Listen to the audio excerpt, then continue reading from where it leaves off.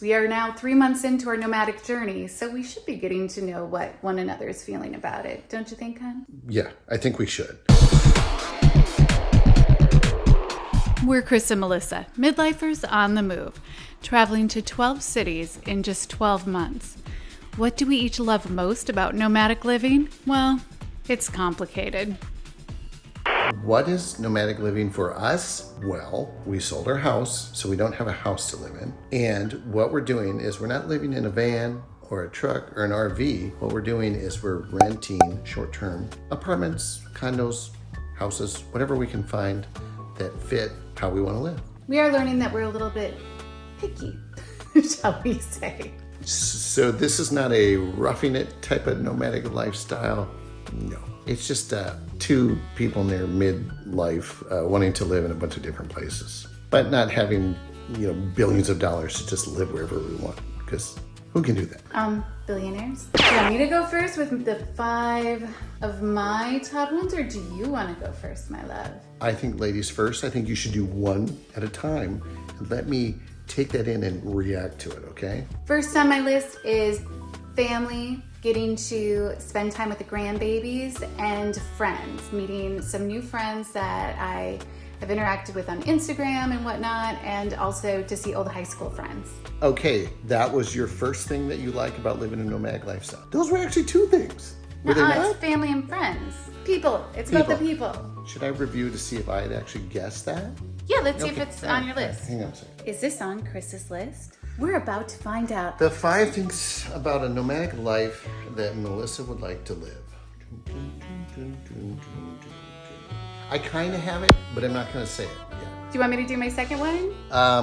Okay, yeah, do your second one. Encountering foods that I may not have otherwise enjoyed. Some examples: stone and skillet English muffins are seriously the best English muffins on the planet. And I miss St. Louis because they were at the Whole Foods in St. Louis and I haven't found them at the Whole Foods here. In St. Louis, there's that. Now at Italy, there's amazing foods there, and there's only a few Italys in the world, and all the Italian food that I've been trying. I'll share that later on Instagram. So you're loving being able to get all these new foods, basically, because of being in a different place. Right, and while there's a whole trying different foods in different places, there's also encountering different foods, because they might be sold at the local grocery store that I used to go to. For me, I get in my set pattern of these are the things that I'm shopping for and these are the things that I'm getting. Whereas when we're traveling, I'm like, I don't know if they're gonna have anything that I'm looking for, so then I'm just exploring the store instead. So it's making you think outside the box, living a nomadic lifestyle then. Correct. Yes! What did I have that was close to that? 5 things. No, I didn't have it on my list of things that I thought that you would love. Darn it! Does this man even know me? Who are you? Okay.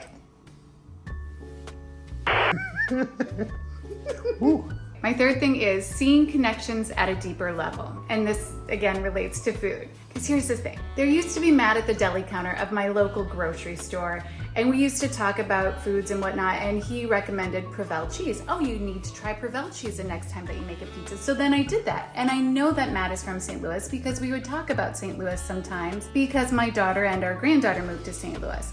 Well, when I was in St. Louis, we encountered St. Louis style pizza and how important Provel cheese is to St. Louis style pizza. And so it's just these layered connections that I just love.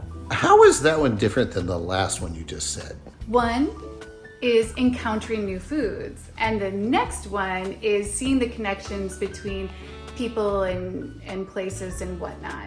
Like, it didn't have to be food, but I think about food a lot. I did not. I don't think I had that on my list. Let me check. I was just gonna say that I think it's safe that that one did not make Chris's list. It did not make the list. Melissa. That's so aggressive. I am having fun. Number 4, honey. Number 4. My 4th thing is having my curiosity piqued in new ways. When we were in St. Louis, we went to the Tennessee Williams Festival, and I learned more about Expressionist theater and some players that I hadn't heard of before in Expressionist theater beyond Tennessee Williams. So I found that really interesting. And while we've been here in Dallas, we went to the 6th Floor Museum, going through that That museum really makes me want to learn more about JFK, to watch maybe some documentaries, and read more books. That's cool that that's happening. I did not have it on the list of things that I thought that you liked about a nomadic lifestyle. Ready? Number 5. Now we're 1 for 4, right? For you guessing right things? Yes. Oof, honey. I hope this one's on your list. Seeing literature come to life. Seeing literature come to life. That's what you like about a nomadic. Nope, I didn't have that one. Go ahead. Expound on that, please. I shall expound. I have been reading Larry McMurtry's Moving On. It's this fantastic saga that takes place in places like Dallas and Houston. And so reading that while being in Dallas has been a lot of fun for me. And when we were in St. Louis, I was listening to Jonathan Franzen's collection of essays, The Discomfort Zone, which take place in kind of like a suburb of St. Louis and Webster Groves. And so for me, it's fun making the connection of literature and location. I'm happy that you were able to come up with 5 things that you like about a nomadic lifestyle. So I wouldn't have thought it would be those 5 things. Okay, so now I'm curious, what's on your list of things that you thought that I would like? I feel that you dislike more things than you like in terms of living a nomadic lifestyle. That might be why some of those things seem a little bit like, Okay. All right, so I'm going to rattle off the 5 things that I think Melissa likes about living a nomadic lifestyle. She likes the ability to travel and explore new places. A very general thing to like. Yeah, that's nice. Okay. In your list, you just had very specific things that kind of had to do with travel, but they were specific. Mine was very general. Okay, in fairness, I went to school for 8 months focused on specificity in every single class. Number 2, I'm scared to say these now. She likes not worrying about the high-level cleaning stuff of like living in a place that's not really yours, so you don't have to worry about it. Like washing windows and dusting and things that you might have worried about when you lived at a home that you were there for all time, for all eternity. I've thought about that too, but here's the thing is that now I get to pack, which Chris packs as well, and then make sure that I have everything cleaned to somebody else's standard and hope that it's good enough, and I still do quite a bit of cleaning, so. Number 3, and this is the one we thought was kind of right on, where she likes to connect with other people, stylists specifically, because she has this ritual with how she does her hair. And then she likes to meet these stylists and get the inside info on the cities that she's living in, which then actually leads to the specific things that she talked about, like where to go to eat in the city, what are cool things going on, what are the cool neighborhoods. The 4th thing that she likes about living a nomadic lifestyle was she likes finally being able to get out of the town that she was born in and has lived in her whole entire life. While I do like that, I could also enjoy that living in Minneapolis. Zing, zing.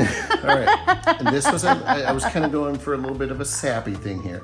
Because again, I don't think that you like nomadic lifestyle so much. She likes that I like what we're doing, and she's a supportive, lovely wife who likes to see me happy with what I'm pursuing. That is true.